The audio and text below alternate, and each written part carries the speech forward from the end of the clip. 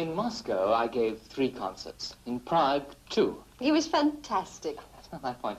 In both cities, 75% of my audience was under 25. I think that speaks for itself. Popular prices? What are you talking about? Cheap seats. No, the point is that youth is beginning to reclaim what was stolen from it. And what's that? The world.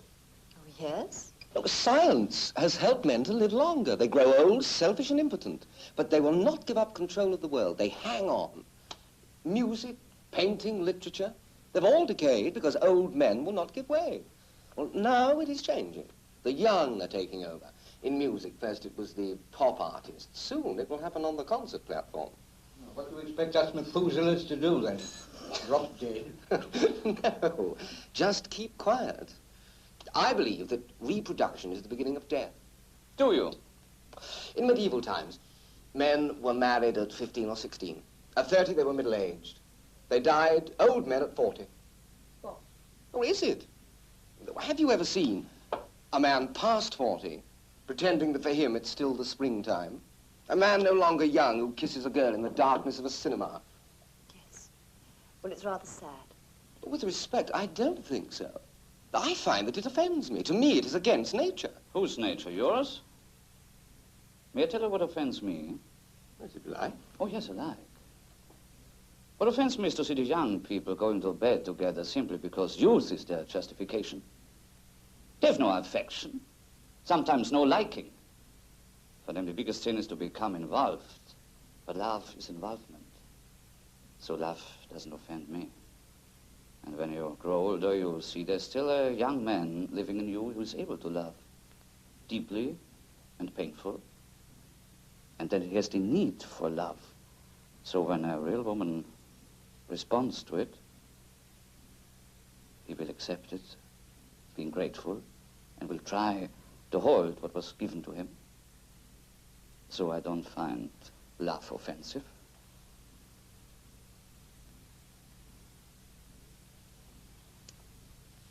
Shall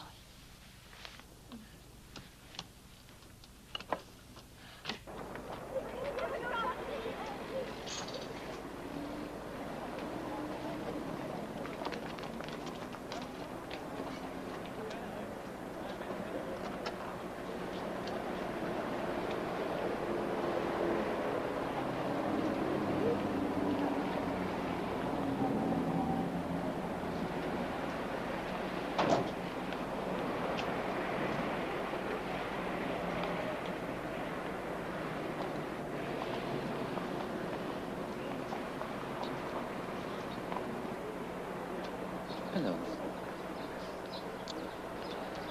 Well, I'm sorry, I couldn't talk to her. There was an incident.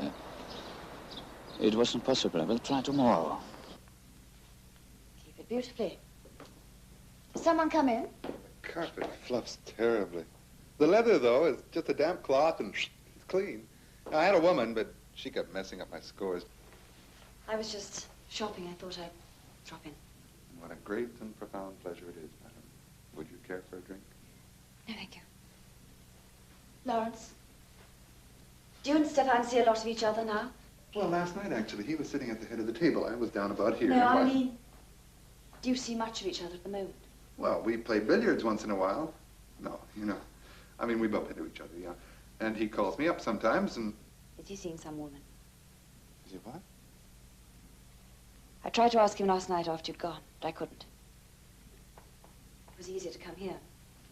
Not so honest, perhaps, but easier. Oh, Antonia. The least I can do is ask you outright. Oh, yeah, you must feel free to. Lawrence, if you knew, would you tell me? Oh, if I knew, Antonia, I would tell Stefan straight to his face that I thought he was the biggest fool in the world. Thank you, but would you tell me? No.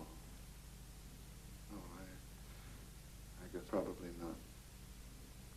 Are you sure you wouldn't like a drink? Quite sure. I guess if it was true, that'd probably make you and me two of a kind, eh? Yes, it might, if it were true. Look, Antonia, I know it's ridiculous, but if there ever is any trouble, I'd want you to feel free to come and take from me whatever you want, you know, whatever you need, whatever I can give you. No trouble, Lawrence. Thank you. I didn't want you to, I didn't mean... Bye.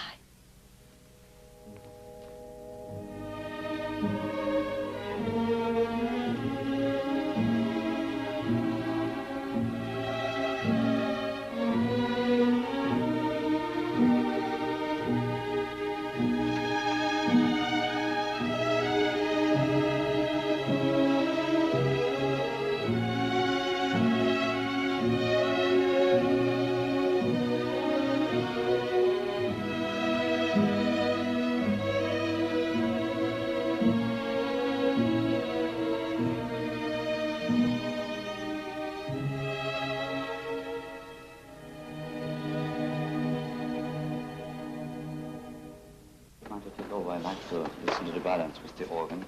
Please, from 39.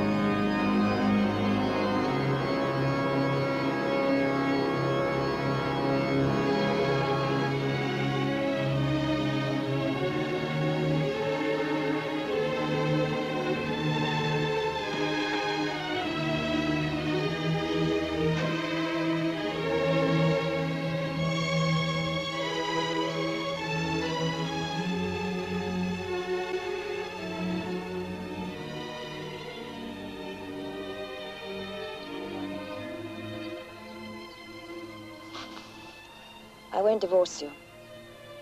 Though I don't suppose that'll stop you living with her.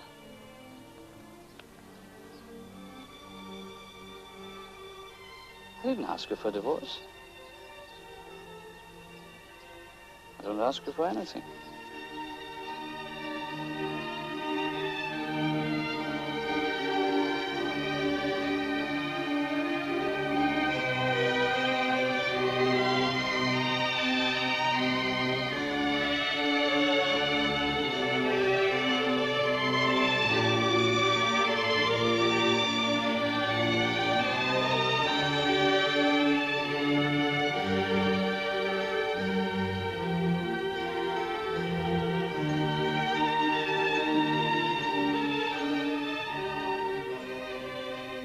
I saw you with her, but I didn't see her face.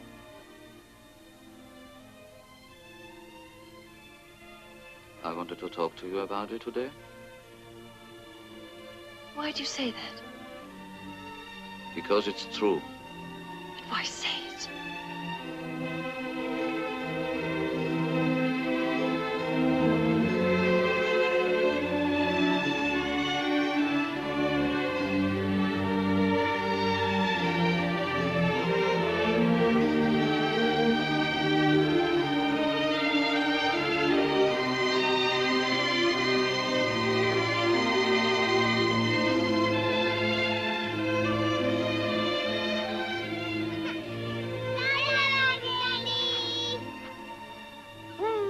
Hello, darlings. Who told you? No one. You mean just seeing me with her? No. You seem to be different. First, I thought it was you're not working. Then there was that call. Was that her? Yes.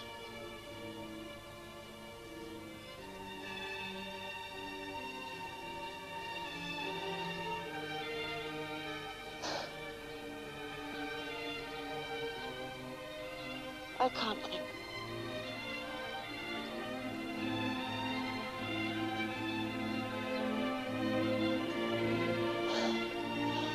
It's so hot.